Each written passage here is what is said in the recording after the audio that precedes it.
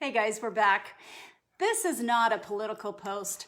This is coming from the wife of a man who's running for the Idaho State Senate. I want to tell you what's gone on with our family this week because we've had highs and we've had lows. And I just want to share the more human side of this guy who likes to just talk politics and what's going on in the nation and what's going on with all of that. So we're just going to tell you just a few things. Like on Saturday, last Saturday, it was so beautiful. We were able to put up signs. That was a lot of fun. As we drove down the road, we saw like, oh, that would be a good house to put a sign. But we didn't know who they were. And we just can't go put up a sign in somebody's yard. So we'd go knock on the door. No, you didn't. We only stopped at places that they actually had people out mowing. On a few doors, but you did, but you did stand like way far away. Knock that on is the door, true. and then you walk all the way down. Yeah, that is really, yeah. And they looked at you like you were crazy because no one's been visiting anyone. Hello.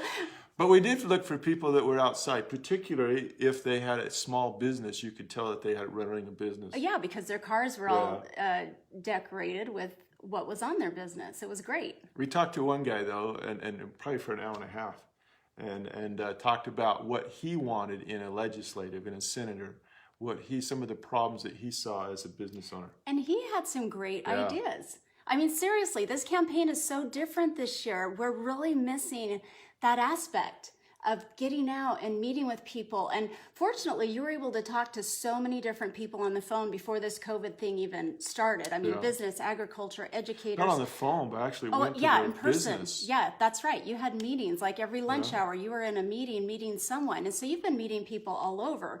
And we just can't do that. We can do it with Zoom. And you had a couple of really neat Zoom things this week. But okay, so back to our family, because it's all about that for the wife here. So our 18-year-old, she registered to vote, which we talked about in our last video. But also we started working on our graduation announcements, and look, here I am going to start crying. And it's just it's a different thing this year because we had to close school. We didn't, but the state of Idaho decided to leave it up to the districts, and our district decided to close. And so she's not going to have a traditional graduation, but our district is picking it up, and we're having a drive-in graduation. Which is kind of cool. It really is. I never had one of those. This might be a neat thing to always look back. And so it could be a silver lining, something really exciting, something different. Well, they're at least recognizing it. So, we're all going to the motor view, to the drive-in, and we'll sit and we'll get to watch everyone. I'm not sure exactly how that will work. Assume they got pictures of each senior. Everyone will be recognized.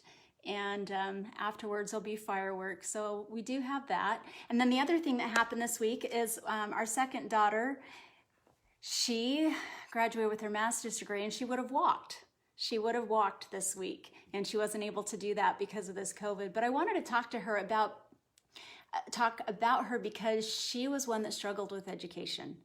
My husband, Kevin Cook, is very passionate about education. And our daughter is a prime example of someone who didn't like to read. Well, she just struggled with school. Bless her heart. She had teachers work with her. She had parents that worked with her. She had friends that worked with her. And it was just a really challenging time for her. But she made it. Well, thanks to the extra things that these teachers did in her behalf. So we've got incredible teachers. Our education is great. But our daughter did struggle. And it took her a long time to get her master's. It wasn't an easy thing, but she persevered and she kept doing it. And so you met with educators this week. Yeah, I had 2 Zoom meetings. So one at 4 o'clock and one at 7 o'clock Wednesday night. And that was interesting. So we talked about special ed. We talked about vouchers. We talked about the price of college. How do we get these kids to get excited and have a love for learning?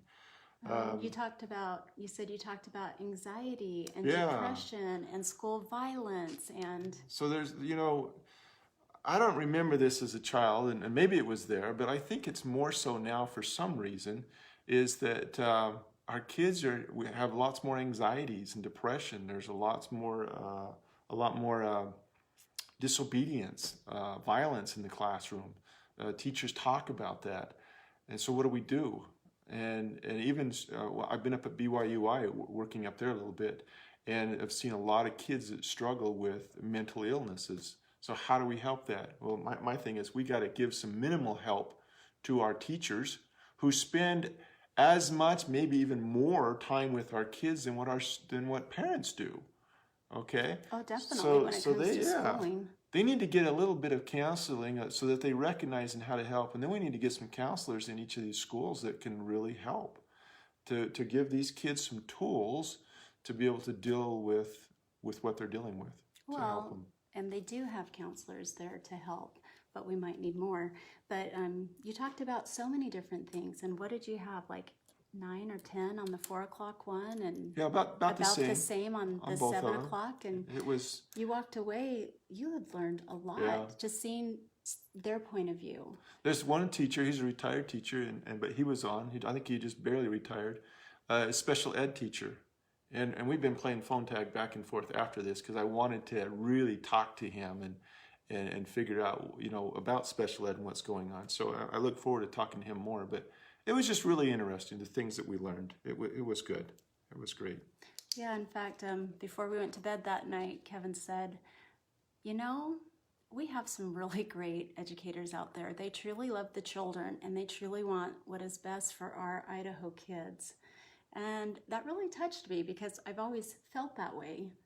You'll never hear a teacher say, I went into teaching because of the money. They went in teaching because they have a love for learning and they have a love for kids in helping them learn. Well, that's kind of cool. Speaking of love for money, our daughter who's graduating, she has been struggling to know what type of major to go into. She has a lot of interest. She has a lot of talents. This is our high school senior. Yeah. But she's decided to go into education. She says, Mom, in fact, last night, Mom, I am so excited to be a math teacher. I just think I can really make a difference.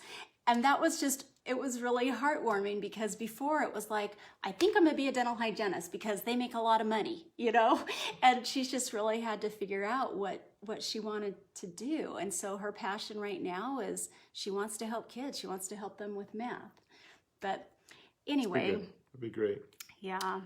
So this was the video from the wife of the man. From the heart. From the heart. The feel-good, warm, fuzzy. The feel-good, warm fuzzies. Not that our life is all that exciting or wonderful, but we have the same issues that you have. We have the same struggles that you have. We hope the governor opens things up as fast as you hope that the governor opens things up. All right. Have a great Saturday. Talk to you later. Bye.